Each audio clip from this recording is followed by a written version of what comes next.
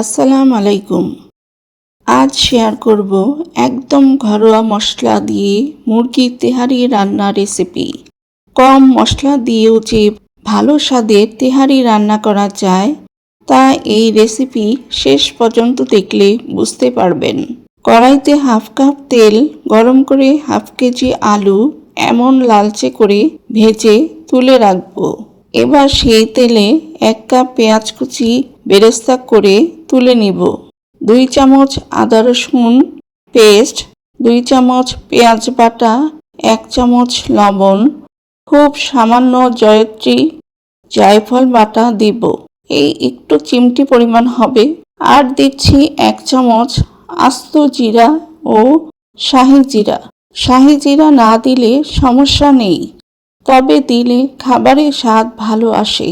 তারপর দারুচিনি, এলাচ, লবঙ্গ, তেজপাতা দিয়ে মশলাগুলো কষিয়ে নিব। আর ঝালের জন্য দিয়ে দিলাম আমার তৈরি করা কাঁচা মরিচের সস 3 টেবিল চামচ। আমার চ্যানেলে সসের বেশ কয়েকটি ভিডিও আছে, প্লেলিস্টে গিয়ে দেখে নিতে পারেন। এখন ধুয়ে রাখা মুরগির মাংসগুলো দিয়ে কষিয়ে নিব। 150 গ্রাম বাসমতি চালের জন্য 300 গ্রাম মুরগির মাংস দিয়েছি। এটা যথেষ্ট।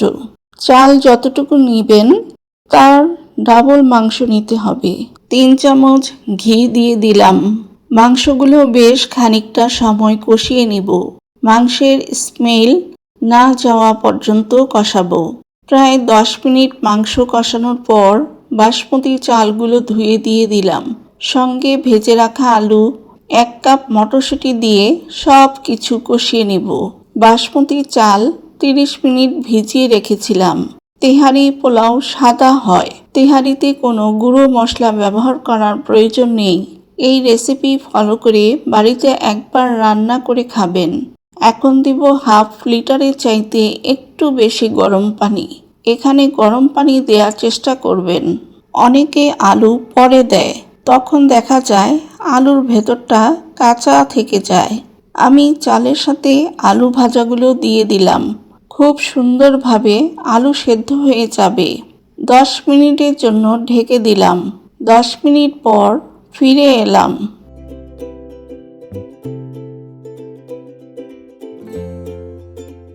তেজপাতাগুলো তুলে নিব। তেহারি কিছুক্ষণ নেড়ে আবার ঢেকে দিয়েছি। তেহারি প্রায় হয়ে এসেছে। এখন কাঁচামরিচ, পেঁয়াজের বেরেস্তা, হাফ চামচ গোলমরিচ গুঁড়ো দিয়ে মিশিয়ে নিব।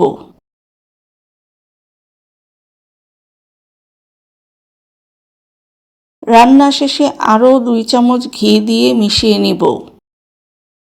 তেহারিগুলো চামচ দিয়ে চেপে চেপে উপরে পেঁয়াজ বেরেস্তা ছিটিয়ে দমে রেখে দিব। পরিবেশনের জন্য তেহারি একদম রেডি। ভিডিওটি ভালো লাগলে লাইক ও কমেন্ট করে ভালোবাসা দিয়ে যাবেন। ধন্যবাদ।